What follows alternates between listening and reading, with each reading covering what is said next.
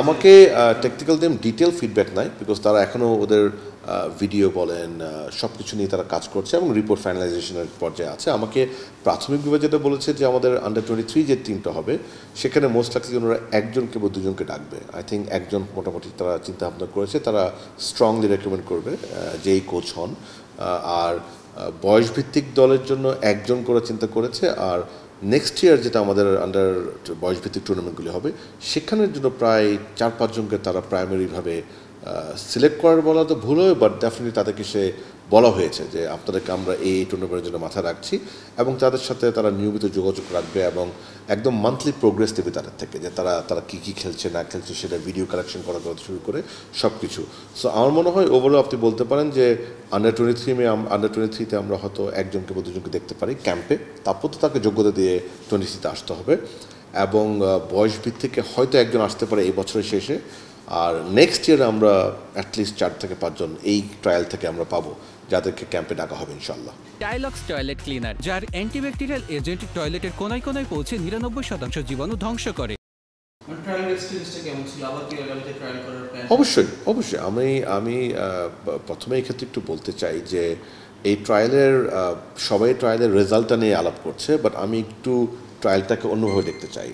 কেননা এই ট্রায়ালের মাধ্যমে আমার মনে হয় আমরা যেটা প্রমাণ করতে পেরেছি যে সমগ্র বিশ্বে যারা আমাদের প্রবাসী ফুটবলাররা আছেন বাংলাদেশি বংশোদ্ভূত, তাদের একটি বিশ্বাস এসছে এই বর্তমান কমিটির উপরে এবং বর্তমান ফুটবল ফেডারেশনের উপরে।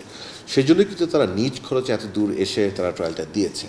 সো আমার মনে এটা ফুটবলের জন্য অনেক বড় অর্জন যে আপনার পৃথিবীর যেখানেই থাকেন না কেন, আপনি যদি মনে করেন আপনার সেই যোগ্যতা আছে বাংলাদেশকে রিপ্রেজেন্ট করার জন্য at any level, there is a platform যেখানে এসে আপনি আপনার যোগ্যতা প্রমাণ করতে পারবেন।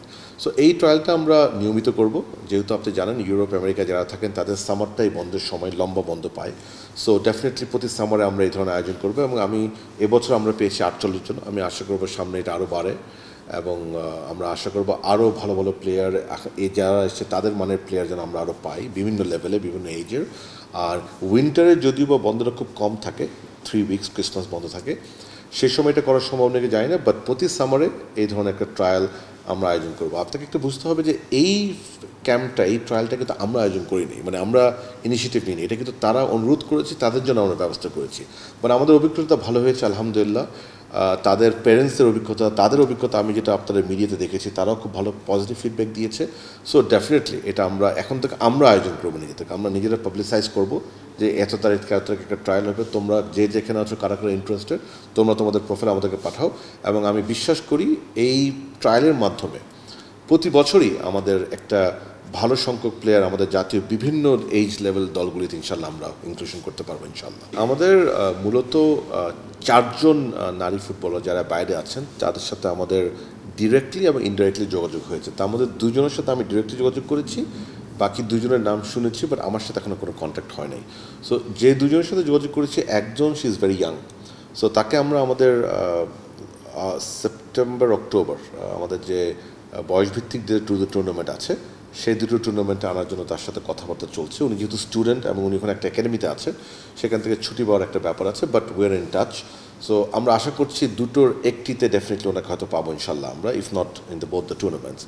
আর আরেকজন যিনি আছে ফর দ্য সিনিয়র টিম, তার সাথে আমার রেগুলার যোগাযোগ হয়, তার প্যারেন্টসের সাথে যোগাযোগ হয়, তাকে ডেফিনেটলি আমরা অস্ট্রেলিয়ার প্রিপারেটরি যে ক্যাম্পটা হবে সেখানে তাকে আমি ইনভাইট করব, এবং ডেফিনেটলি তাকে সেই সুযোগটা দেওয়া হবে ইনশাল্লাহ। উনি যদি ভালো পারফর্ম করে ডেফিনেটলি তাকে আমরা আমাদের দলের সাথে দেখবো ইনশাল্লাহ।